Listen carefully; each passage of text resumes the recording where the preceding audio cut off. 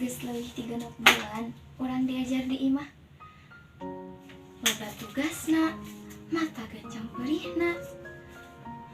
Can deui hese siangna. Kumaha urang rek ngarti kana pelajaranana? Rek fokusna ge hese. Iraha sih urang tiasa diajar di sakola deui babarengan jeung babaturan. Kunaon aya corona ieu teh? Urang teu tiasa ka sakola, teu tiasa diajar babarengan, teu tiasa ka mana-mana.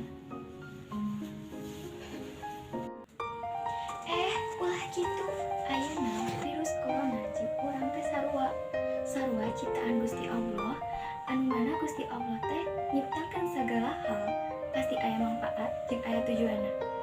Ayeuna tingali kana pangaruh positifna. Nu kahiji, urang teu meunang kaluar ka mana lamun teu penting. Di jalan ayeuna teu macet jiga biasana. Nu kadua, urang dititah cicing di imah. Manfaatna urang leuwih loba waktu jeung kulawarga. Tiasa ngabantuan indung jeung tiasa muasabah diri ngaratkeun diri ka Gusti Allah anu nyiptakeun urang sadayana. Nu katilu, kudu sering kukumbah leungeun. Kukumbah leungeun bagian tina kabersihan. Kabersihan mangrupa hal anu paling penting. Kusabab kabersihan sabagian tina keimanan. Jeung leuwih loba deui pangaruh lainna.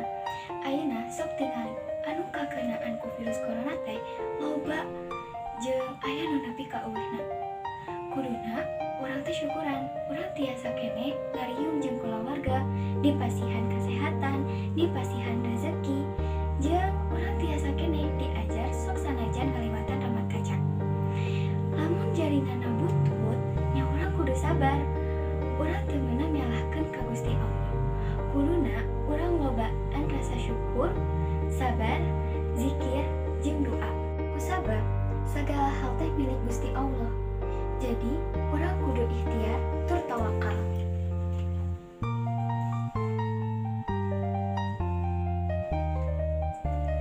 Astagfirullah, geuning urang teh leuwih loba rasa leuhna dibanding rasa syukurna. Urang kudu robah.